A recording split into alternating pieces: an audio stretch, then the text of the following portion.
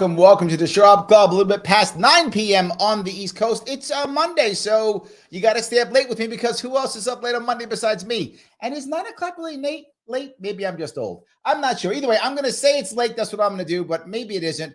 I'm happy that you're with me this evening. I wanted to talk about something that I think people are talking about constantly, and it's the idea that do we have to be serious or part of an institution or part of the mainstream to be taken seriously anymore? Is that really what matters? In fact, is the reverse true? Is the fact that we more scared of our institutions or more scared of the people who are on CNN now than we ever were from even 10, 20, or 30 years ago? And I have brought in a super cool panel of people to talk about this. An activist, a host, a DJ, the man himself, DJ Elf7. How are you, sir? Hey, good to be on. Absolutely. Good, and of course, a journalist and actually someone who's still rock and roll. She's actually a student too. Rikki Schlott, how are you? Good. How are you? There we go. And the one and only known, AKA Forest Mommy, also known as Jessica Fenske, running for office in Colorado. I don't know why she do that, because she's crazy like me. The one and only Jessica Fenske. How are you? Good. Thank you for having me. Absolutely. So let me walk right down that road. Do we look at someone who is more of a comedian? Back in the day was George Carlin and those types of people who we kind of dismissed. We didn't really take them that seriously until kind of after they died. Then we took them more seriously. But now we take people like Bill Maher and Jon Stewart. We take these people seriously now. Like they go to Washington and protest and try to get stuff done, and they interview serious people. Is this a good or a bad thing, or am I making this up? It's not even real. I would say it's a good thing. I mean, I'm 23. I'm Gen Z. I've grown up with like social media for my entire life. And I think that we've had a disaggregated media space, which is a positive thing rather than just these like classic appeal to authority sort of figures, which I do think, there's a balance that we're trying to find between that, where now I feel like we're so disaggregated that we're not living in the same universe sometimes with other people. But, we're finding that cultural balance. I think my generation, I hope, will kind of wisen up to, since we've been so steeped in this since day one, wisen up to how you actually can engage with vetting people and vetting sources more wisely than maybe like our grandparents who were just sharing Facebook memes that they just see and accept. I think you just brought something up, right? And this goes back to, I think, even the lockdowns, the idea of doing your own research, right? Is that good or is that bad, right? I mean, it's a part of me that says, maybe that's bad because maybe we don't have enough time. Do I really have time to walk down and go down every rabbit hole the internet's going to take me down? The internet will take me down 16 hours of a rabbit hole on the most craziest thing you can imagine. But then again, is that a good thing? Or I can see both sides of what you're saying, I guess, Rick, is what I'm saying.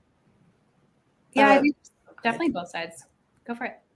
No, I was going to say that was a huge moment during COVID with all the censorship that was going on, all the people saying, don't do your own research, which that's what cults say. Cults tell you to not do your own research. Okay. That is, I've seen it. Like I've lived it. That's what they say. And so when people are saying that and all the censorship, we still were able to find the right information, or at least some of the right information. Some of the things that are coming out now, we were finding out at the end of 2020, so I think it's good. I think the less gate kept it's being, the better. As we've seen, the gatekeepers, they work for people. So, the more. Do we wind up falling back, right? Back in the day, if you go back, I don't know, 40, 50 years, whatever, I'm trying to remember when I was a kid, right? And my parents, like, they watched the 6 p.m. news, right?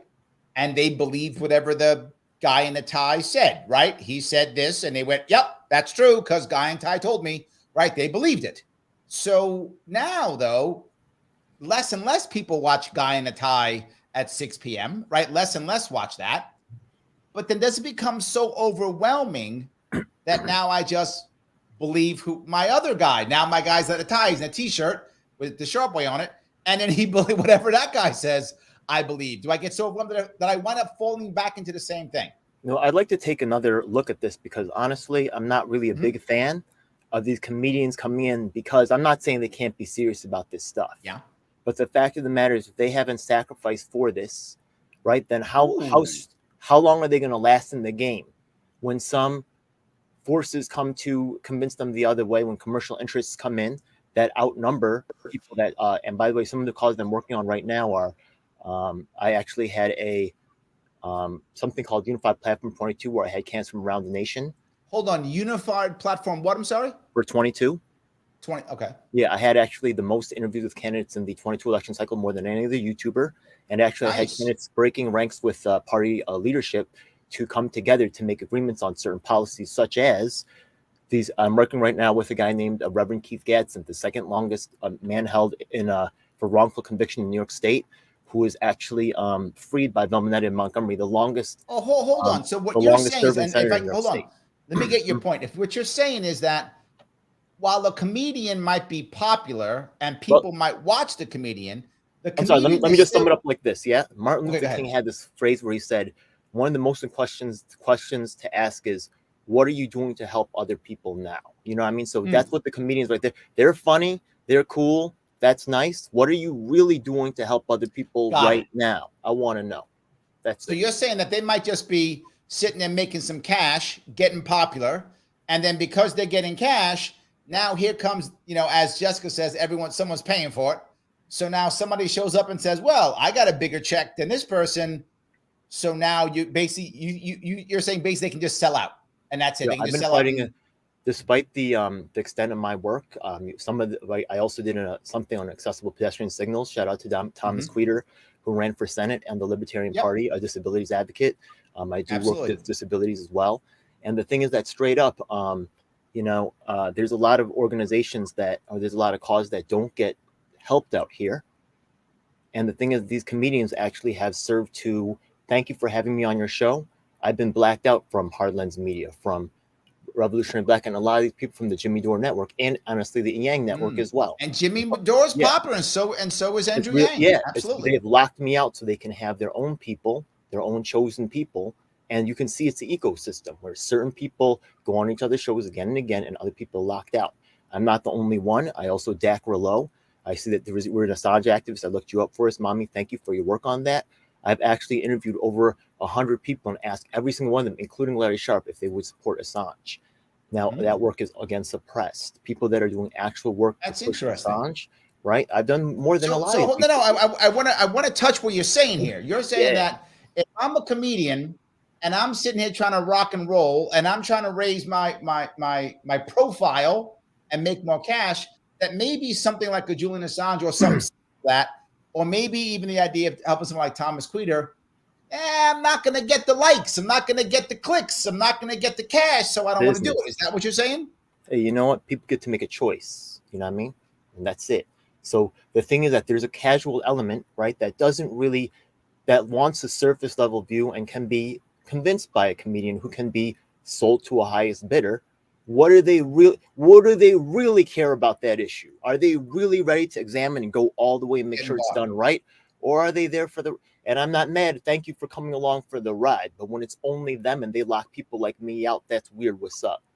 Thank you for having me on. Tell me, where do you think about this? You brought up the idea of being bought. You think this is a serious problem, not an issue? What do you think? I'm not the only one. Even on the middle levels, like I see it on the conservative side too. They gatekeep and they may uninvite certain people on their shows, I think, because of their certain sponsors and things like that. So for sure, there's so much gatekeeping. Even like, it is funny because it is like there's like a tier system, right? Mainstream media down, and there's like each level, there's a little gatekeeping going on, for sure. So maybe I'm the oddball. I need more gates. I need more gates. I don't have enough gates. I don't know. Rikki, tell me, this has got to happen, though, in mainstream journalism. This has got to happen in academia, too. It can't just be comedians, right? Yeah, I mean, I would also say I think it's super different person to person. Like, I don't think we can lump in all the kind of late night hosts. Like, I mean, Bill Maher to me is a very obvious distinction from like everyone else in that sphere. I'd say that, I mean, he had me on and had no idea what I was going to say on that stage. I could have said basically anything. He disagreed with a lot of what I said on that stage. I remember. I watched your show. I did. I watched it. In fact, I think he called me an ageist at some point in time. So, you know, he vocally disagreed with me and called me a bigot on live TV. So, you know, I think it depends person to person for sure. I mean, I think inevitably there has to be some sort of threshold. But I mean, I definitely agree that there's certain things that most people shy away from saying. And but, you know, I would say, like, I give Mar some credit because he'll have everybody on, including like Milo Yiannopoulos was on. That's true. That's true. Yeah, but isn't there a good part here, right? Doesn't this, if I'm some famous comedian, if I'm a Bill Maher or a Joe Rogan, super famous too, right? Another former comedian, still does stand up sometimes.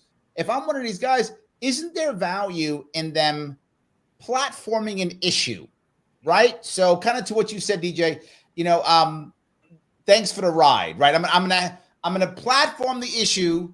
And then I'm going to walk away. I'm not going to do anything because that's not what I do because I'm a ha-ha funny guy. So I don't actually do anything to help, but I will platform people. Is there value in that? Like a platform where maybe Rikki wouldn't have gotten on as big as you got on except for someone like a Bill Maher. You know, just so you know, actually I have a program that I work with here in New York City called Rep My Block. Actually, it's New York statewide. We made and the thing is that if you look at my interview with Sam Robb of the Libertarian Party, I think he ran for president. Yep. Guy's super cool. Yeah. Rob Mob. Yeah. So he talked about how Pennsylvania, how you guys took over 200 elected seats and, you know, how libertarians are doing very strong in that state and what made you guys successful. And they called it the Munson maneuver.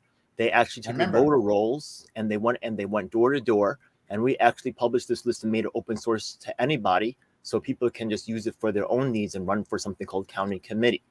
So these programs right here, right, which I really like to, you know, I also agree with Forrest Mommy's approach about, like, you know, not really being for government. We need more self-sufficiency. We need our own tools to succeed for ourselves.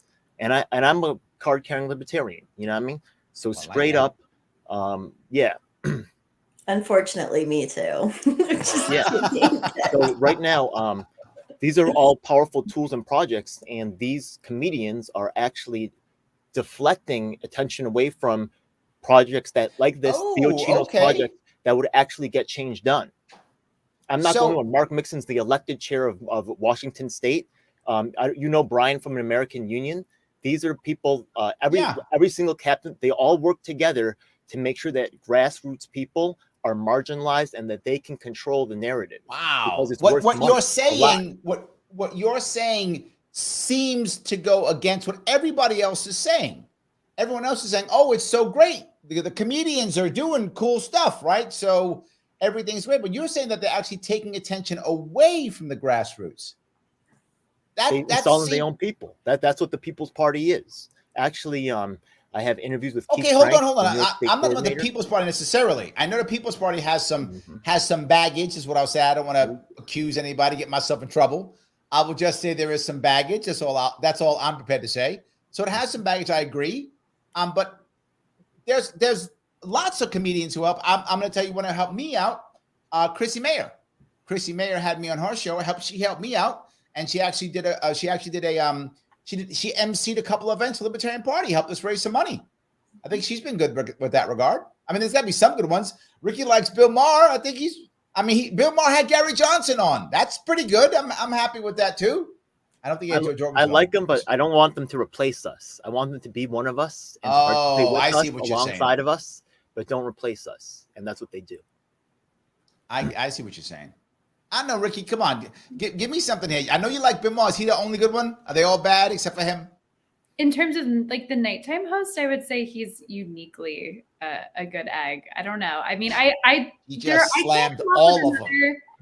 I mean, I can't come up with another like serious nighttime person who has like completely opposed views on his show at all times. Or how about Gutfeld? Does he do that? Does Gutfeld do that? I would not say as much. Like I would say no. At most there's like one kind of left-leaning person, whereas on Bill Maher, like there can be token liberal. Yeah, and like on Bill Maher, there can be like an explosive disagreement, and you just don't know what's coming. So I give him credit for like being unique in that space in that way. It also made it a very scary show to do. To be honest, I didn't tell you who your co-panelist is until you're like, yeah, I'm coming. Fortunately, right. But Well, I got to tell you, we also just lost somebody recently. We just lost Kennedy from Fox Business News. Her show just got canceled, right? And Joe brings it up. Yeah, I mean, I got to tell you, this is a personal note for me. I mean, this is just personal for me. Not everybody believes that. Oops, hold on. Not everybody believes that. But the personal note for me is she was the only one who kept having libertarians on even when we got our butt kicked. Like she would keep doing it, right? Even though nobody else wanted to. When I ran in 2018, I was on the ballot. I was polling well. Everybody loved me. I had tons of friends then. I had all kind of friends. Then in 2022, when I got my ass kicked in court and couldn't get in the ballot, all of a sudden they were like, Larry, who? I don't know who you are. All of a sudden, no one knew who I was except Kennedy. She was still good. She was still good to me. And we lost her too. I don't know. So Rikki, when you getting back on Bill Maher? I'm supposed to actually be back in October. So there we go. I like that.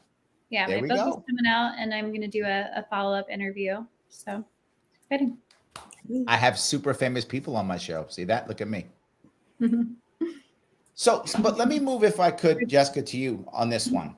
I'm not super famous. No. But you also do something else, which I think is funny. It's a secondary piece of this. Not only are there comedians doing this, there are people just doing this. You do lots of satire and fun things, right? As you try to move things forward and get people to notice you. I do some silly things here or there, but I'm nowhere near as fun as you are. You're more fun than I am. But I do some silly things here or there. Rikki, you're much more straight-laced, but it's fine. But there are people who are doing things that are parodies or satires or funny videos, right? Things like that. And I feel like sometimes they really do get people to think about stuff. And I think they do move it forward, where if this was 20 years ago, I think they've dismissed. Oh, she's a clown. Don't talk to her. She's a clown. But now they're going, damn, she's right. Oh, yeah, that makes sense. Huh. Now you're not getting ratio. You're actually getting people to go back and forth. Am I wrong on this? No, yeah. And you have to get people to think about things in a dumb way. I saw someone put in the comments before the Ryan Long skit, the woke versus racist, like that kind of stuff. Like that kind of stuff is great. And I think kind of a little bit to add on to the point with not all comedians are bad. Obviously, we have some great comedians in the libertarian sphere, but my thing is, how much are they inspiring local grassroots action? This is DJ's point. Because it's so hard. Everyone wants to pay attention to this. Everyone wants to do this like bigger thing, but it's like, I don't know. I just feel like there needs to be more inspiration from these. If these people are going to be speaking out and talking, like, show you that you're a regular person still and inspire people to run local or whatever it is. But I don't know where we're at with that. I remember when I ran in 2018, what I was telling everybody, I was like, look, I was getting popular in 2018. I had done Joe Rogan, and this is a true story. I didn't know how popular Joe Rogan was when I did a show. I didn't know. I really did not know. So when they were like, Joe, you going on Joe Rogan? I'm like, the Man Show guy? That's literally what I said. I was like, the Man Show guy? They're like, no, he's got that big podcast. Oh, okay. So like, I just went on. So, but when I was doing that, I then took that popularity that I had, a short-term popularity, and the next year in 2019, I crossed New York State again, and I was supporting local candidates. And we had 107 victories across New York State in 2019. So I see your point. I was trying to do what you just said. I was trying to take I was a minor celebrity in 2018, right? And I took that E-level celebrity and I took it and brought it to local. But an E-level celebrity in a local place is a big deal because they get no celebrities. So even me showing up was like, oh, well, we can cover two things. We can cover the cow escaping or Larry Sharpe comes to town. The cow's going to escape next week. Let's cover Larry Sharpe. So all of a sudden, they're covering me and I'm with some guy who's running or some gal who's running and they're making things happen. But is that too much to expect? I'm a comedian. I'm trying to make money. I'm trying to make my cash. Why DJ Elf on my ass? I'm trying to make money. And now he wants me to go inspire somebody. Is that too much to ask? Well, not, and I was going to say just from certain people, not too much. From maybe some comedians higher up in the Libertarian Party who may be having, I feel like there could be a little more inspiration there. But sorry, go ahead, DJ. Oh, thank you. Yeah. Now, comedians are entertainers, so they're going to actually be, I'm an entertainer myself. So you actually interact with poor people and rich people. You have that kind Sure. of thing going. But when you're a bigger, successful person, right, like these people, these comedians that we're talking about, right, the thing is that their concerns and the perspective, so the communities that I work with, right, the public housing, the people that are actually poor, the people that are, you know, the wrongfully incarcerated or criminal justice reform issues, right? Where are these people looking at these comedians and saying these people are helping to reflect the reality of my life, my struggle, and the issues that people with disabilities, right? When are these comedians, right? They really speak to an audience that's really comfortable talking about comfortable subjects, or they do play a part, and I appreciate what they do, and I don't want to cut down how they do add to the conversation in certain ways. Right. But there's certain communities that tend to get left behind, and it takes the work of certain people to be advocates for them, which is actually my work. So thank you once again for having me on. It's really a shame how there's actually like the elected chair of Mark Mixon from Washington State, and by the way, a combat war veteran, Larry Alger, the also elected in Washington State for the People's Party, how they were disrespected by Nick Brana, and what's happening with the Libertarian Party and the People's Party right now is historic. Jonathan Martin, one of the only third-party professors in the nation, left Nick Brana disgusted by his treatment. There's a whole. Did he join the Libertarian Party? Huh? What? Well, he might, but he's more progressive in his stance. Oh, okay. He works with I didn't remember him joining. Like, if he's going to join, that'd be awesome. I love that. Hey, you know what? I support the Libertarian Party, and I'm a card-carrying member. We'll take anybody. We'll take anyone. Show up. We'll take them. Just come. We need some more people. Yes, we need bodies. Absolutely. I love that. So let me do a little bit of admin if I could. Guys, if you're watching this show, listening to the show, and you like what you're hearing, you like what you're seeing, do me a favor, click that like button. I got to get past Mr. Go Rhythm, Al Go Rhythm. He is always trying to stop me, and the only way I get around him is if we hit that like button. We got to hit that like button to the best of our ability.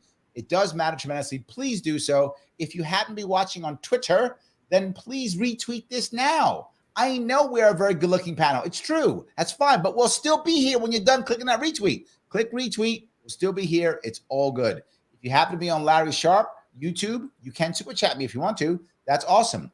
But most importantly, there are 3 people who came here to give us some love. Let's give them some love. Follow these guys if you would on Twitter, or you can check out the description on YouTube and Facebook, and you'll see there are other things they're doing, or just follow them on Twitter at Phantom Elf7, at Forest Mommy, that's 1 R and 2 M's, and Rikki Schlott, which is R-I, in case you're listening, K-K-I. That's the cool way of spelling Rikki. So yes, that is the cool way. You were wondering, is it R-I-C-K-Y? No, it's the cool way. R-I-K-K-I. Yes, there we go. So I guess I want to grab a couple comments if I could. Some people are popping up here if I could grab that. Rochelle says, Ryan Long's skit about woke and racist believing the same thing is amazing. Very persuasive. That's what I was talking about. You brought that up, right? That's what I was talking about. I had him on my show, and we brought this up, and I actually showed him. We talked about it. And the funny part is he wanted to talk about other stuff. Like, he said, that's great, but I did some other great stuff too. So he was like, I'm like, no, I like this one. Can we talk about this one? He said, no, there's other stuff I want to talk about also. So he wanted to talk about lots of different things. But Ryan Long does some great work. I think you're completely right. He does amazing work. He makes people think. So I don't know. Should we expect more from him, or is this kind of like his? Is this his bit that makes any sense, right? And what I'll bring is sometimes libertarians are upset at me, and they say, Larry, you're not hardcore enough, right? You're not just bringing on libertarians and yelling about Milton Friedman, right? You don't do enough about that. And I say, that's not really my place, I don't think, in this movement. I think my place is to bring everybody together. That's kind of I'm kind of a recruiter. I bring lots of people in. That's kind of what I do. Some people don't like that. Is Ryan Long not doing what he should do? Or is he doing the right thing? I mean, I think the larger your audience becomes, the more average a person you have to appeal to. So you just can't be as niche as perhaps people would want you to be, because you're pulled into a million different directions if you're someone as large as he is. So I think it's understandable that it gets more averaged out the bigger someone's platform gets, which, it's competing interest too. And audience capture is always a problem, but I wouldn't say that like he I mean, you can be pulled a million different ways if you're in the public eye. And I don't know. It's just a matter of balancing that as best as you can. Joel brings up the idea of Stephen Colbert. And remember, he did his show, probably most of you remember he did his show, where he was pretending to be the right-wing guy, right? Before he had the mainstream show, he had the Comedy Central show, the Colbert Report. And he was pretending to be a right-wing guy for the truthiness and all that kind of stuff. And I think his satire was actually brilliant. I think a lot of people thought it was great. They were impressed. They were thinking about things. I think it was very good satire, even though, to Joel's point, some people at first didn't realize he was spoofing. They thought it was real. Oh my God, he's a right-winger. And it's just a character he's playing. The guy's not a right-winger at all. Is this harmful or is this good? Am I giving you two hard questions? No, I was just going to add, like, his style, the really super condescending style, which was funny kind of, but now we've seen where that's led us. We're like, right. If I disagree with you on any little thing, I just have to be like, total condensation. You do your own research, you idiot. You look stuff up and read, you idiot, But at the time and place after, the Daily Show and then Colbert, I don't know. I don't know if it was worse overall, but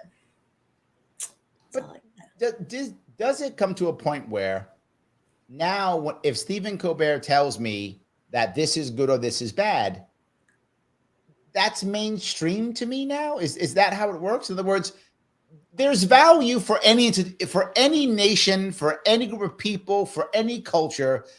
There should be, at least, maybe there isn't, but there should be value in institutions, right? We should trust like colleges. We should trust, say, the medical community. We should trust, our FBI. Like, these are things that we should trust.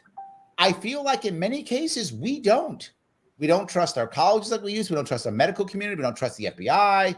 We don't trust. I'm sorry, my FBI agent, joking FBI agent, just joking. So yes, we don't trust these people. And again, to your point, Jessica, I think we want to do our own research. That's not a bad thing. But does it come to a point where then why bother have these institutions? Is that harmful?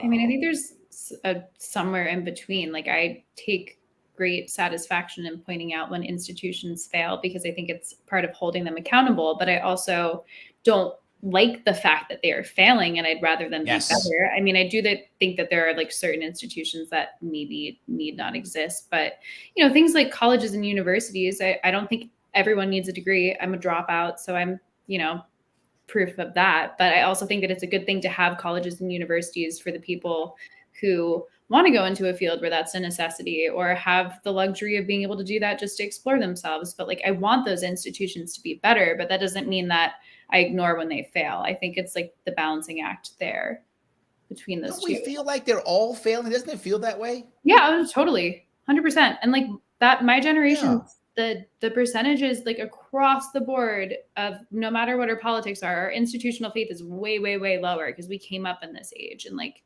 that's one of the biggest differences I noticed between like myself and my parents is just like a huge fundamental distrust. And I see it with like my friends who I agree with on just about nothing politically, except for the fact that we're mistrustful. Yes. And I feel like that now we just start blaming the other, right? So it's wrong. So now I can be a comedian. This goes back to, it's going to sound weird, but if you remember, there was a time when every comedian basically just did stereotype jokes, right? Difference between men and women. Women do this and men do that. And that was every joke was that. Or there was black people do this and white people do that. That was the thing, that everything was just the opposite of a stereotype. And that was the comedy and everybody could laugh. Now I feel like comedy in one way has done some of that, meaning I can just sit here and take a dump on things as a comedian. And now I'm funny. Or the reverse, I can get a dump on the opposite side. So I can be a comedian who just says, everyone on the right is dumb and I make money. Or the opposite, everyone on the left is dumb and I make money. Or everybody sucks and I make money. I feel like, have we created that environment? Where's the comedian who's like, aren't airlines awesome? Does that comedian exist? I guess I am that guy now. But anyway, is that a thing? I feel like the social media competition kind of like algorithmically driven thing makes people more sensational for sure. But yeah, I don't know. But I also feel like at the same time that old, like just railing on one side doesn't work in some cases. Like if you look at SNL, I feel like they're just so predictable and boring at this point because you know who they're going to make fun of. And I don't like people used to watch it religiously. I don't know anyone who still does because it's just like, you know what they're going to joke about. And then all of a sudden they'll like randomly have that one video that makes fun of the left a little bit. And then that's the one that goes viral because it's unpredictable. But well, they have Dave Chappelle on. Yeah.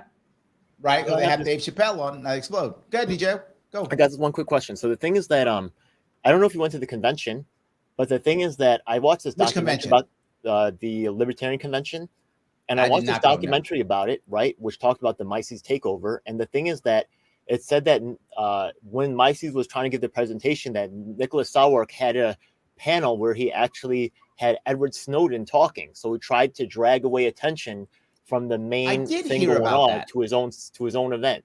You know what I'm talking about? Yep, I heard about that. So sometimes, right, celebrities can be weaponized, right, by people with the money and the power and connections, right? So I'm not saying that, once again, I'm not mad. I appreciate what celebrities can offer to the movement, 100%, right? Yeah. But we got to make sure that it's balanced and that people that are actually working the front lines and the people that are victims of the system need to have a voice too, if not something weird's going on. That's straight up. Yeah, I think that's a valid point, right? Now, just because now, if someone's a celebrity, now does one side pick the celebrity to be like their hero, right? Or their weapon or their knight who's going to come in and save the day or stab somebody or break something, right? I mean that figuratively, not literally stab somebody. I meant figuratively. So yeah, maybe it's an interesting point. Gene says, with our government's track record, how can we trust institutions? I think that's the point. I'm going to say something that I think is just so simple that it seems stupid that I have to say it. The answer is utter and total transparency.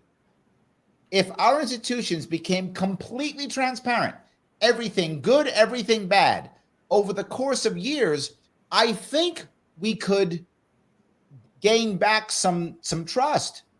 But they're not. The reverse is happening. They're trying to tighten them even more. Right, they're tightening up more instead of opening up more. So now we trust them less. And now they're doing are you with us or are you against us? So you believe in us and trust us. Stop thinking, shh. And if you don't, you're with the enemy. And I think people are getting scared and saying, well, I don't want to be out there with nobody. So I'm just gonna say I trust you. I'm just gonna trust you because otherwise I'm left out in the cold. You have to see this, right? The institutions may be failing, Larry, but they are diverse, and everybody goes to their diversity, equity, and inclusivity trainings all the time. So while they're failing, at least they are diverse and equal. Yeah, well, at least the person who's failing is the right race or creed or gender. Exactly. It's good. At least that is happening. It does matter. Right? There's something. I was one of the first guys back in the day, and nobody wanted to hear it. I said, all this kind of stuff always makes things worse. Because for those who don't know, my day job, back when I used to be able to do my day job, I was a trainer, corporate trainer. And I actually trained many of the New York City agencies, trained them in leadership, trained them in emotional intelligence, things like that. And I always said, if you actually want to have a diverse workforce, you must focus on emotional intelligence, nothing else. If you focus on emotional intelligence, you will have a diverse workforce. It's how it works. And to prove that, in 2018, for those who don't remember, the organization State and Country, I believe it is, State and Country, which is a New York State media outlet, did a survey of all of the campaigns. There were 5 campaigns running. I was the only person of color running in 2018, and I had the most diverse. They said I had the most diverse team of everybody else running. And I don't do quotas, and I only do emotional intelligence, and I had the most diverse team of the entire of everybody running. So yes, once you stop doing emotional intelligence and once you start putting up quotas, everything will get worse every single time. There is no exception to that rule. So two things. I'm sorry, I'm going off topic, but you got me going. So this is your fault. No, I love so yes. Two things will always make things worse in every case. Zero tolerance rules. Zero tolerance always makes things worse, no matter what, no exception. And second, forcing racial, gender, or anything quotas. Forcing quotas and no tolerance policies, zero tolerance policies will always make things worse. There's literally no exception to those rules whatsoever. I wish I was wrong. I've tried to find exceptions because you will rarely hear me say 100% rule, almost a general rule, 80%. Nope, 100%. I'm sorry, you got me going, Jessica. It's just true. Can I ask you a left question about that? Say again? Can I ask you a left field question about that? Sure, 100%. So I'm working right now on an article for the New York Post about the affirmative action SCOTUS case coming out, and that's been on my mind a lot. I'm curious what your take is on what would replace the affirmative action system, and whether you'd be opposed to like economic or class-based affirmative action in some of these more elite universities. Generally speaking, any type of affirmative action you do is corrective, right? That's the goal. The goal is corrective. But affirmative action doesn't correct anything. What it does is it creates a permanent underclass or creates a permanent second-class citizen. That's what it does. If you're going to make it corrective, there has to be a specific time limit and quota, whatever it is, specifically. For example, we're going to try to have more Black people in, as an example, and it's going to cost over the course of 7 years. I made the number up. Or until we have 10%. I made that number up. But there has to be something. Once I hit the number, we then stop. That type can work because it is a Band-Aid. Band-Aids are sometimes okay, but these aren't Band-Aids. These have been happening for 60 years.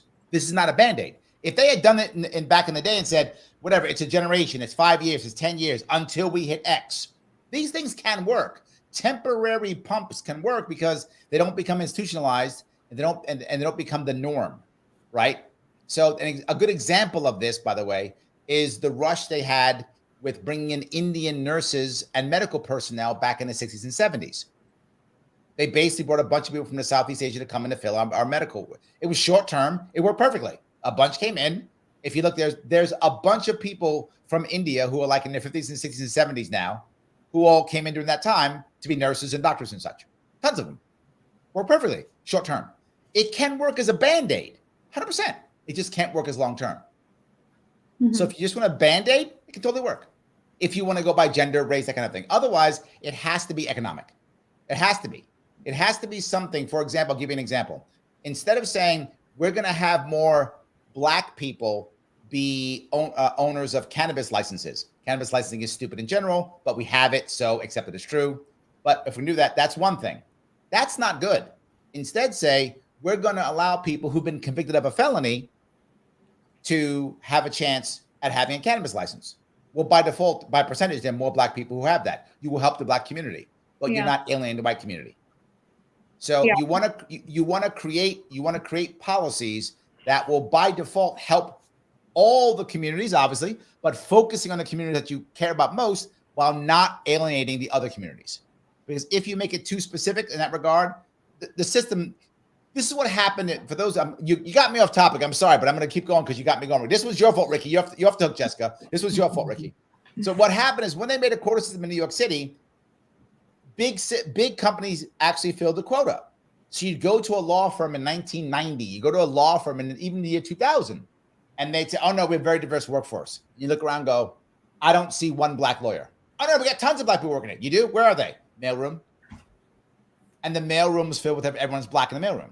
So they filled the quota. They put a bunch of Black people in the mailroom.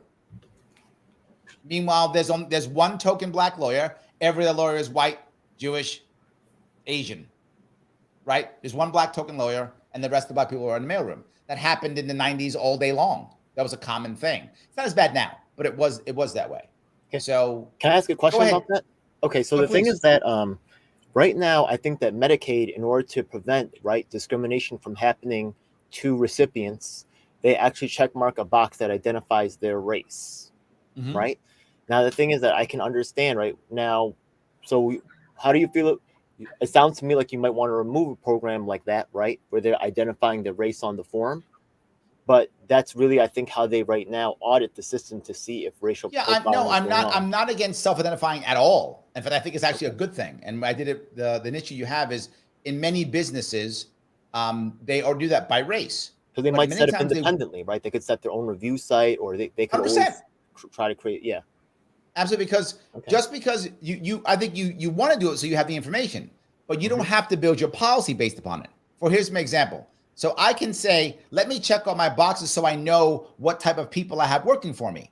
Now I'll set a policy that is not race-based, but is instead maybe income-based as an example, but I still need to see if it's working to help everyone move up. So I still require the data to know if my non-racial program is actually working to help my racial group more than others. You know, or if there's one more thing I could just kick into this discussion right quick. Now, the thing is that at academic facilities, you're going to know that happens.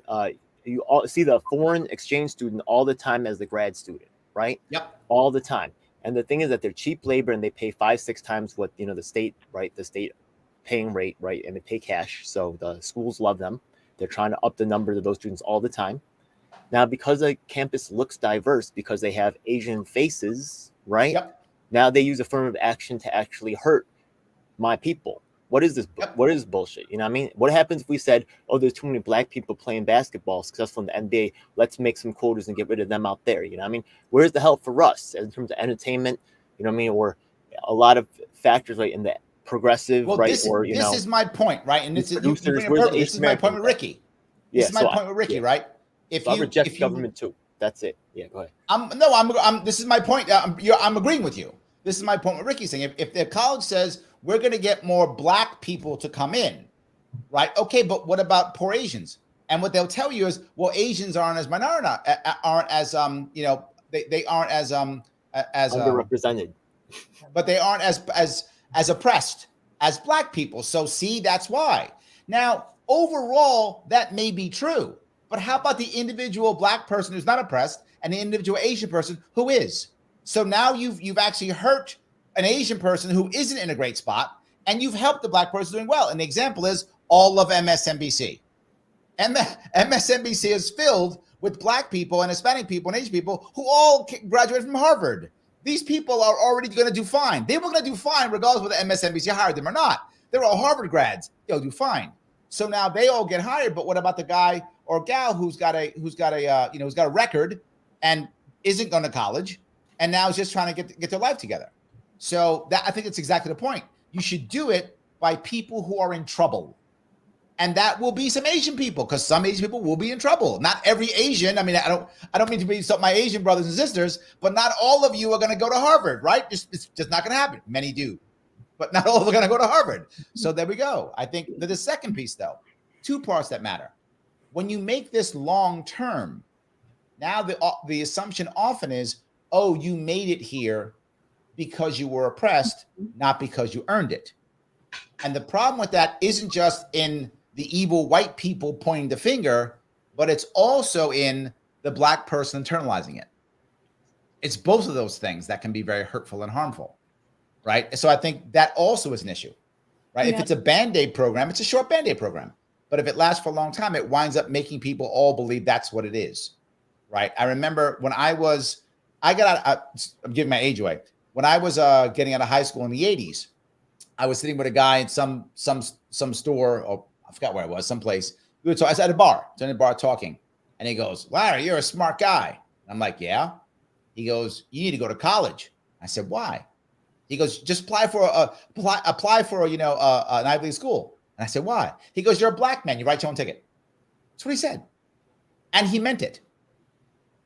Now, how did I feel? Oh, I get to go ahead because I'm black? A part of me was like, bonus, awesome. But a part of me was like, oh, that's what he thinks of me? Like, that's what that guy thought of me. He didn't think that I was so awesome. He just thought, oh, you're a smart black guy. Yeah, that's it. Just go to Harvard. You'll get in Harvard. So I think there's both of those things. I know I went a bit long on this, Rikki, but I hope that at least answers your question. Yeah, definitely. I've just been thinking about it a lot. So that was why I asked. It was on my mind. But one thing that I do think that the Supreme Court should overturn the affirmative action issue on colleges for sure. But I also feel like I understand the critics who are frustrated by all the other reforms that are not happening still. Like if you look at the way that or white students are admitted in the Harvard statistics, it was like 43% of them were athletes or children of donors or legacies. And like, if you don't get rid of that whole discriminatory part of the system too, then like, I feel like it's only a half fix. So yeah. Well, look, the college system, we're way off topic, but I don't mind at all. The college system is complete and utter garbage. It's complete and total garbage. You can fix the college system very easily. I want to agree with that. Actually, the Asian Americans have dominated academics for the past 50 years. I don't think it worked out very well for us, right? We're not prominent in many fields. We're not really prominent musicians or activists. We don't look, sound, or sound like activists. It's ridiculous. You know what I mean? So that's just an unfortunate reality. So look, but here's one weird thing that if we look at the Rage Against the War Machine event, which happened recently, we look at the place of Asian Americans like myself whose lives were redefined by the violence that happened in my country, that a lot of these vets come home and I feel for them. That's why I support them, because I know how crazy it is. And that violence that was in the country, right? My parents went through that, and I went through a lot of that. What country is that? Korea. Yeah. Korea. Okay. Yeah. So I went through a lot of that experience growing up, and I actually ran away from home at the age of 16. That's why I'm an activist today, because my whole life is informed by having those doubts about the U.S. involvement in things like that. But at the anti-war movement, you'll notice that my voice is excluded. And the fact is that only these, once again, back to the topic, right? These celebrity casuals, right? Making millions of dollars, like Medea Benjamin, right? Yeah, she's a millionaire. Not saying that I'm mad at her being a millionaire, but where are the Asian voices? Now, the thing is that the whole movement, right? It's very weird. So I'm just saying, like, I'm not saying that, and this happened with the Answer Coalition as well. No Asian Americans, they've added them later after my raising hell. Yeah. Okay. Also, we submitted, just so you know, evidence of the theft and the problems going on to Karen Ann Harlos, and we were actually her to be a parliamentarian for the UPA with, I don't know if you ever heard about that. So there's very serious allegations going with the People's Party, and I'm hoping that, we can bring help. Thanks for bringing up programs so we can bring those things to light. So yes, where I was going with it is, you threw me off a little bit on that one. I was sorry. Good stuff. Thank you. Appreciate Good stuff. Thank you. What did you end off on, Rikki? What did you end off on? About the legacy and like other half. You can fix the entire system very easily. And how you fix it is this: you allow every single university or college, almost all of them have endowments. If not, they have property. They have lots of things they can own. Lots of property they own. If not actual real estate or any other property that they own, intellectual property, etc. They get to finance their own tuitions. That's it. If you go buy a car right now, you go buy a Ford or a Honda or something, the bank doesn't finance you. Honda has its own finance company. It does it, right? It finances you. So does Ford, whatever. So now each college finances its own tuition. Just do that. Everything changes. Because once there's no guaranteed government money, they will no longer care about guaranteed government quotas. Affirmative action goes away tomorrow. They won't care anymore. All they care about is, can I get people in my colleges that can make enough money to pay back the money they owe me? That's it. Pricing will go down. Why? Because no one's going to pay $120,000 for a liberal arts degree anymore. Why? Because they can't pay the money back, and the school will go, I'm out. I can't do this. So a liberal arts degree will cost you about $5,000. I'm not joking. That's what it'll cost you. You can get it if you want to. You'll get a liberal arts degree, but you're only going to cost you $5,000 because you're not going to get a job that can pay that back, and they know that. So it's going to be low. Now, for you MIT guys, you still might be paying $200,000 for a degree because you're going to be making big dollars, and you can pay that back. That's how that works. The administration goes away. All the rules go away. All the legacy stuff goes away. They can't afford it anymore. So you do that, they will reap with themselves immediately. And the government gets out of giving money away. No more about student debt anymore. All that stuff goes away. Done, and done. Because if he goes to colleges, if someone goes bankrupt, they're not paying that back. Right now, they got to pay it back even if they go bankrupt. But if you have that system, so some kid who's 25 years old goes, I can't get a job. You gave me a crappy degree. I'm going bankrupt. They don't get their money. So that will change everything overnight. Rikki, that is the answer. And the problem is whatever the Supreme Court does is irrelevant if we don't fix what you said, because you are correct. There's an underlying problem in our entire system. Our college system is absolute shit. I don't care what college you went to. It's garbage. I'm glad you dropped out. It's absolute garbage because there is no incentive for them to give you a degree, to give you a good education. The incentive is one thing. I will give you a sheet of paper that says you were here. That's all you get. The average kid nowadays, I hate to say kid, but I'm old, so kid. The average kid nowadays takes them 6 years to graduate. The average, if they even graduate. If they even graduate. Dropout rates are as high as they've ever been. Yeah. And particularly for men. Men finishing college is like, oh my God, you finished college? Yay! Have a cake because you actually finished college, right? But everything you said is correct. I'm sorry. Yes, everything you said is correct. Yeah, and I think all that stuff's only going to get worse, to be honest. The dropout rate. Yes. And I don't think that's a bad thing necessarily. I feel like it's a healthy market correction. But it is a bad thing in one way. They're still going to have debt and no degree. Yeah. Right. That's the bad thing. Although this is not like anything else. Matriculation from high school into college right now is considerably down as well. So. Yes, that's also true. Yes. Kids that are totally just doing their own thing, and trade school is way up. Apprenticeships are way up. I mean, credit to everyone at the New York Post for giving me the second half of my college education by letting me show up there early and kind of apprenticing me through that. But absolutely. Yes. Yeah. So take a super chat here fast. Joe says, I remember when I was in high school back during the Bush administration and I went to college, they taught affirmative action. Been going for a while. Joe, I know. I'm with you. It has been a while. This is not a Band-Aid. Can affirmative action be effective as a short-term Band-Aid? It can. A short-term Band-Aid, it can work. It cannot work. It will only make things worse if you make it long-term at all. And it won't always work as a Band-Aid, but it could. It could, because what it can do as a Band-Aid is it can make people aware, right? And people often don't know these things because they're doing their own thing. They're not paying attention. So sometimes a Band-Aid can also make people aware, so it can work. So Roger says, Larry, it's hiring on class as well. Black people on MSNBC don't represent the vast majority of us, and they don't represent the majority of our community. 100% true. Absolutely true. So I would go class even, Rikki, however you would define class, right? I think you can go class. I think you can go income. I think he's right. Yeah, I completely agree. I mean, I went to a boarding school, so I can't talk too much about that issue, except for the fact that I watched people who were of particular backgrounds who were the most privileged possible person from a demographic that got plucked as that person, and not the kid who actually is from the disadvantaged background that happens to have the same demographics as them. So that was very frustrating to watch, for sure. Definitely disillusioning. 100%. Well, this is the point that he brings up. Roger brings up MSNBC but I do also, because if you watch MSNBC and you're a person of color, if that's the right term to use, and you watch it, you're supposed to think, oh, these people speak for me. I'm not joking. They act like they speak for me. And to Roger's point, they don't speak for him. They don't speak for me either. But the rest of the world looks at that and goes, oh, see, this is the black guy, right? He speaks. Oh, CNN Don Lemon speaks for the black community, right? That kind of thing. He didn't speak for the black community, right? But I think people believe that. I think that's absolutely true. So I don't know. It does drive me crazy. I think there is an issue for class, and I think we should be worried about class. I think class does matter. I think income does matter, right? I think it does matter if there's income. I don't know. Jessica, am I off here? Am I not being libertarian enough?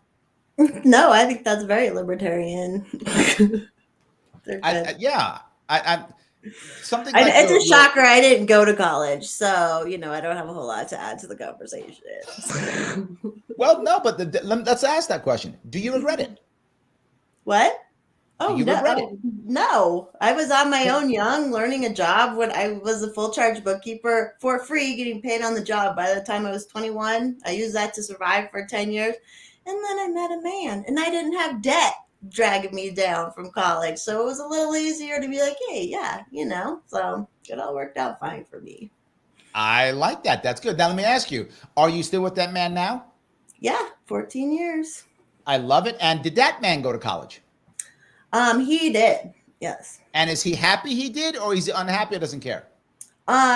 he was happy. He doesn't do what he went for. That was my point. You'll love this, being libertarian. He was a cop for a little while, but then he became a fireman. So totally wiped the slate clean, and he's good. I like that. Yes, people do love our firemen. And then retired, and then now he's construction. He's blue collar. I grew up with a blue collar dad, and he's blue collar now. So yeah. So to be clear, he went to college to be blue collar. Yeah. That's my point. Basically. I'm a business consultant, so you know what I do. Everyone ends up that way. I have literally taught at the graduate level of both Yale and Columbia business, and my undergrad, I don't even have a master's degree, is in anthropology. Nice. Useless. Yeah. Literally useless. Yes, literally useless. I have to bounce in a second, but I'll leave you with one good statistic that's fitting to this conversation. From I think it was a local New York stat on education, but I think it was 27% of people actually are doing a job in the field that they majored in. So barely 1 in 4. So, and I would bet those people probably went to probably licensed by the state. I feel like it was a considerable amount of them that were like doctors, lawyers, that sort of. That's what I said. Licensed by the state. Doctor licensed by the state. Accountant licensed by the state. Lawyer licensed by the state. Because to get that job, you must have the degree. Yeah. So I would bet out of 25%, a whole bunch of them are licensed by the state. If you weren't required to be licensed by the state, you probably wouldn't have got a degree. Hadn't thought of it that way. Yes, the government forces the degree because people ask if they should go to college. And I asked them that question. What do you want to do? Well, I want to work. Why bother? Don't go to college. I want to be a lawyer. Go to college. You have to. I want to be an engineer. Go to college. Yeah. If you need to be licensed by the state, go to college. It's exactly the right question for whatever your career path is. If your career path does not require being licensed by the state, why are you going to college? Fair enough. It's what I do. Anyway, Rikki, thank you so much for coming. Guys, do me a favor. Follow Rikki. See what she's doing. Check out what she's doing. Follow love. We can give her some love back. Rikki, thank you so much. Thanks so much. Bye, guys. Nice to meet you. So I do want to go on if I could.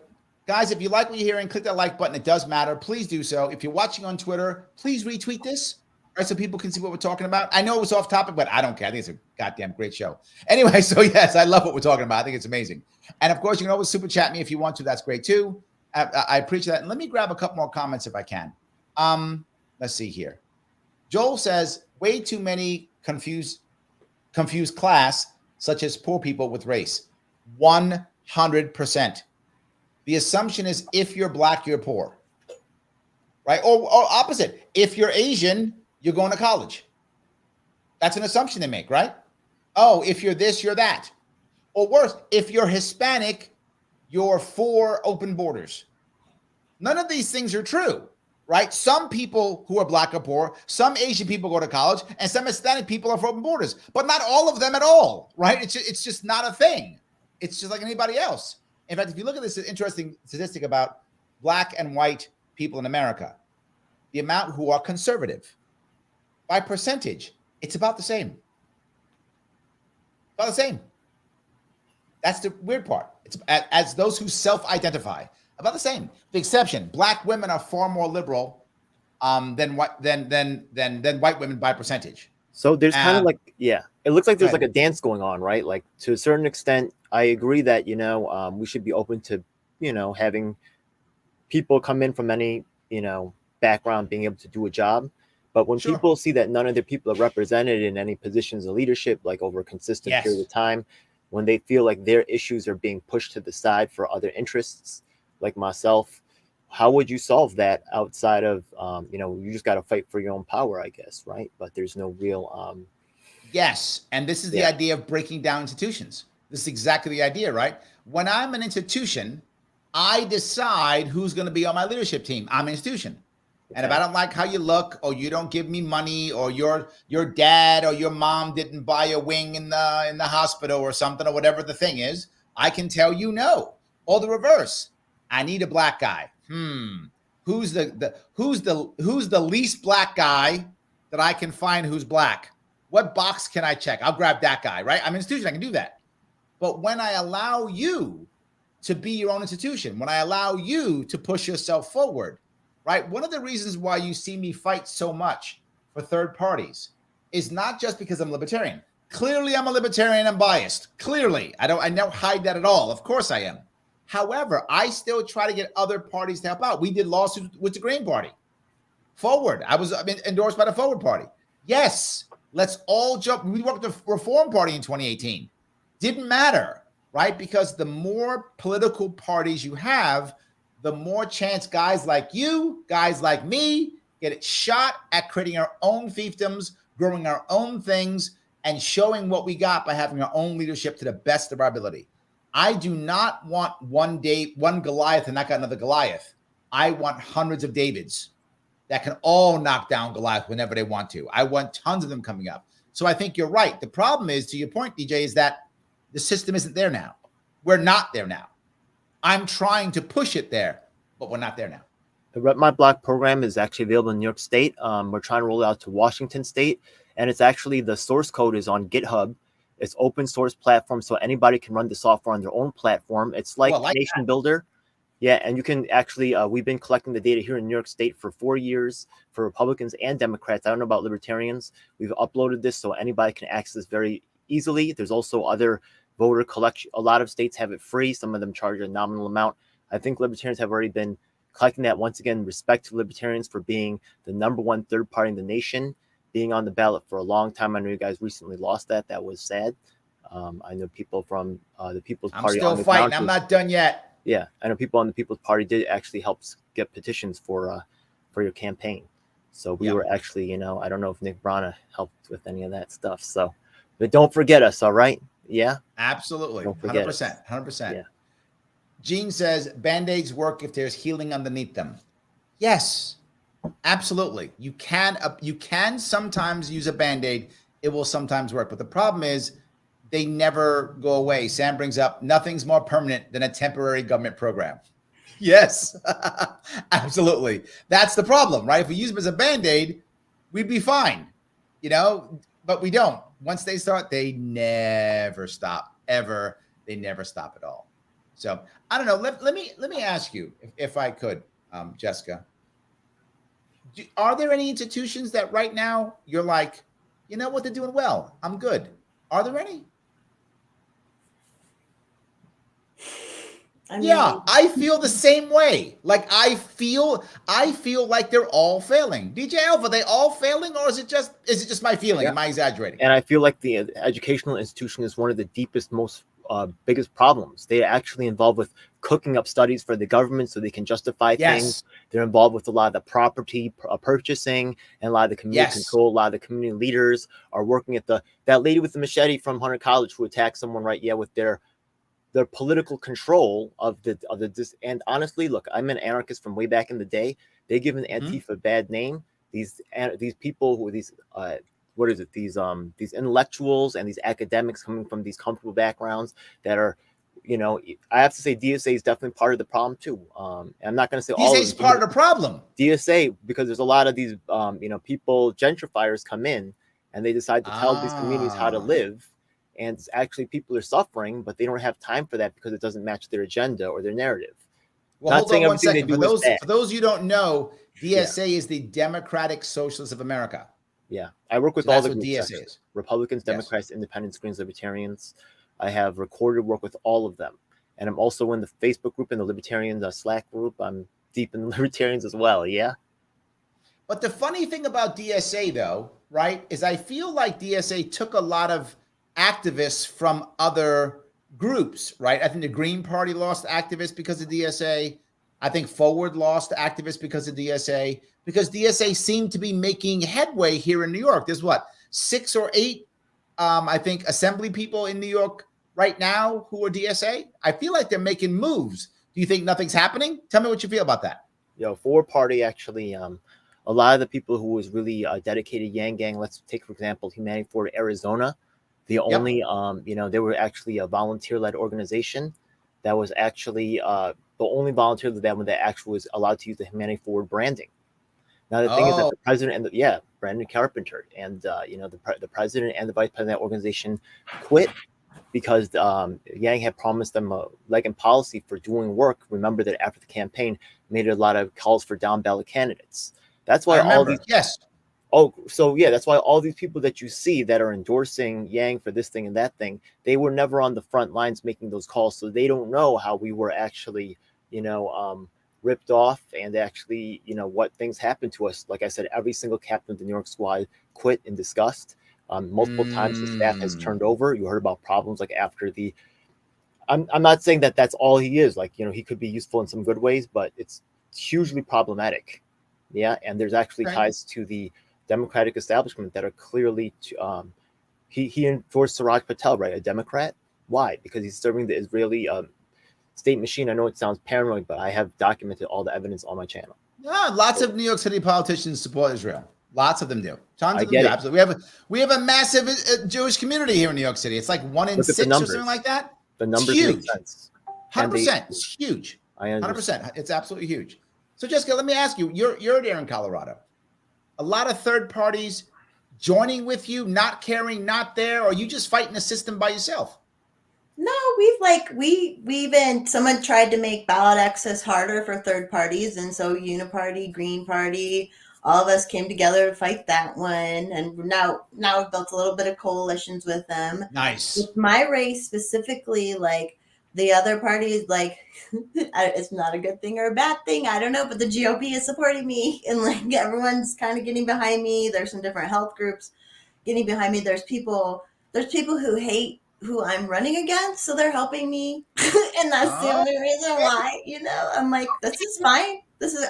I'll be a unifier if I need to be. But yeah, I think in Colorado there was just such a takeover that there's so many different kind of people now who are like, okay, we need to just step it back a little bit. We need to go back to not even all being libertarian, even though that's, it's a libertarian mindset of a state. It's where it started, right? So yeah, that's been interesting to me. That's kind of what's driving me too right now, is that maybe there's something more going on, and that's why everything blew up and why it's supposed to happen. It's because there's all these people come together, people I never thought would support me, and they are. Well, that's the point, right? It's one of the reasons why when DJ said, it sounds conspiracy. In today's world, the conspiracy now is like the truth 6 months from now.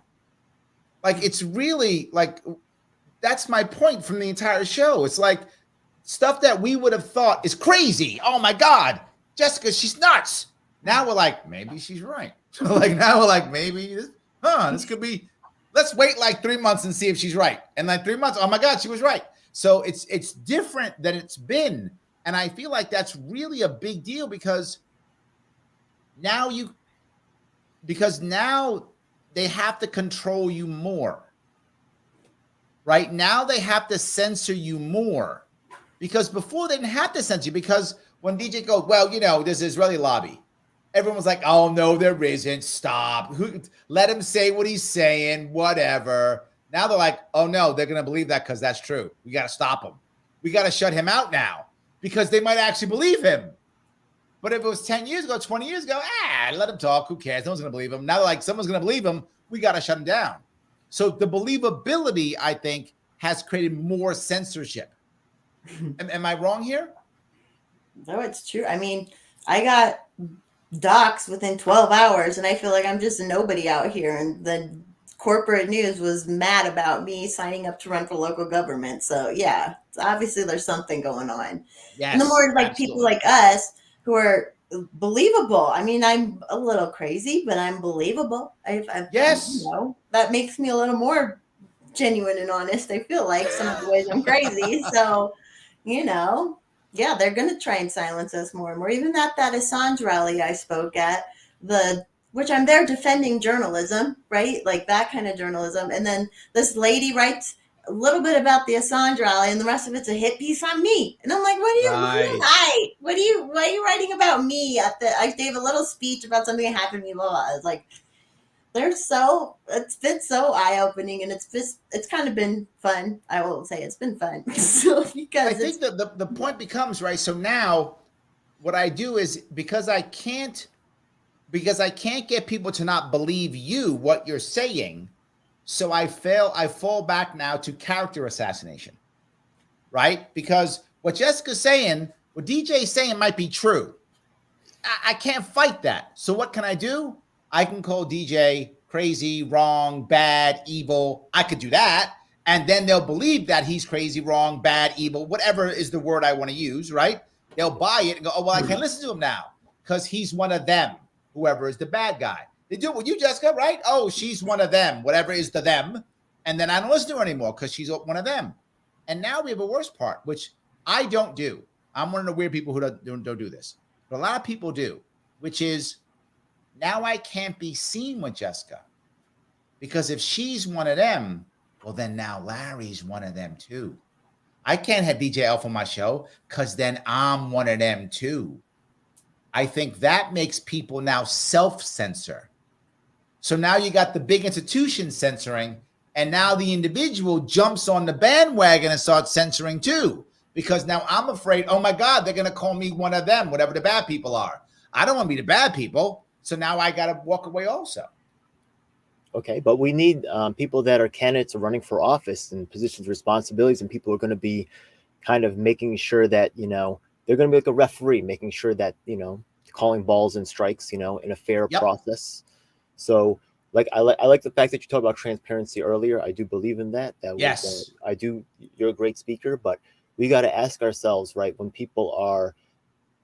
I'm not saying that you can't sit at the same table, but the thing is that we might ask, you know, when you know about certain issues going on, why weren't those issues talked about when people have suffered, when people have, like, once again, my man Nolan Farrell and Reverend Keith Gadsden, in prison 10 and 32 years with proof of their innocence. The conviction integrity unit of Melinda Katz even wrote a letter saying that the evidence used against Nolan Farrell was faulty. He's got this letter, but they're not exonerating him. But this is not, you saw all the Jordan Neely getting the attention. Katz is out of Queens, right? Yeah. We've been having the protests at the Queens DA's office. But the thing is that, right, the Jordan Neely, that narrative is controllable. He's dead, so he can't really speak for himself. So the media jumps on it, and that's a huge story. But we have this second, right? I told you about the second longest man held in New York State history on wrongful conviction, right? Freed by the longest. This is a real story here. Ain't getting picked up. Once again, right? The most third party. I had the only third party independent candidate forums in 2021 during that election cycle, during the mayoral cycle. That's on my channel. I have proof of that. I work with that with Fiocchino. I think you bring up a very valid point, because if I have to, Jordan Neely, to your right, he's dead. Oh, so last thing I want to mention, right? Yeah, this is to talk about Jessica and her campaign, right? The thing is that Sam Robb, once again, has pioneering work as in terms of talking with the Libertarian Party and how they won their election. You take the voter list, you see who voted in the last elections. We made this public information. You can probably, Libertarian probably has this on file. You go to that list, you go door to door, and you win. That's what's up. You know what I mean? That's the proven strategy, and it might take it's grassroots. Yeah. But I want to go to the other part about Jordan Neely, and I think that's a big part, right? Because if Jordan Neely being dead, no one really can blame the DA for that, right? They can't really blame the DA, and they're not going to blame the system. The system's going to say, I'm going to fix it. But now you have someone who's wrongly imprisoned. Man, you can blame a lot of people in that system. There's a lot of people who got to be held accountable in that system. So they're like, oh, good, Neely, whew. Let's stop talking about this where we might get in trouble. Let's instead talk about this where we can't get in trouble anymore. In fact, we can be seen as the saviors. We'll do that. We'll prosecute this guy. And now we're saviors. See? Shh, don't look over there. I think that's the part that drives me crazy, because there is no transparency, right? As I run for office, one of the things I do, you probably notice, I've done over 500 events in the last, since 2018. And all the events I do, they're always the same. No notes. And to the best of my ability, I make it go live. So whatever I'm saying live. So it is what it is. And there's no notes. So you get me, whatever it is. So some people don't like it. Some people like it. But at least it's me. It's transparent. It's that. At least it's transparent. At least it's that. The only thing I think I'm faking is this terrible green screen behind me. Besides that, it's all good. That's the only thing I'm probably faking is that. That's great. So yes. Well, guys, before we wrap this up, anything you want to bring up? Jessica, anything you want to bring up? DJ, anything you want to bring up before we wrap this up? Oh, it was a great conversation. Really appreciate. Go ahead. No, DJ, go. Really appreciate you having me on. You know, there are very disturbing things going on within the media space, within the progressive space, with the presidential candidate, races coming up in 24. There's a lot of activity going on in the independent space and people vying for control. But I really like to have an independent Be very skeptical when you move in. A lot of people will be asking you to work on them on good faith. Doubt everything, yeah? And trust the ones that have been with you, not the ones that they give you. Trust the ones who actually have a track record. If you want to trust these comedians, go ahead. But the fact of the matter is that they're for sale, believe it or not, yeah? They're being promoted by a system and by a media framework that has a reason to push these people and not others. There we go. Guys, you can follow DJ Elf on both YouTube and Twitter, both of those. You can check his YouTube page. He's got a lot of stuff going on over there. It's actually DJ Elf7 on YouTube, but it's Phantom Elf7 on Twitter. So please check those two out and see what he's doing on. And you got to follow Forest Mommy. She is not just running for office, but she's actually kind of funny on top of it and interesting. So please follow her if you can. You can check her out at Forest Mommy. That's 1 R and 2 M's for Forest Mommy. Check her out on Twitter and see what she's doing. And of course, if you want to help me out, you can. You can support the show at patreon.com/Sharpeway. $10 a month goes a long way. Keep me doing this, doing less of this DEI stuff. I don't do any of that. But anyway, in theory, you want to stop DEI? Give me some money. I won't do it. See how easy that is? Done deal. And of course, click that like button. It does matter. I appreciate it. I will be on tomorrow at 1 o'clock on Sharpeway Radio, my live radio show out of Rochester. I will see you all very soon.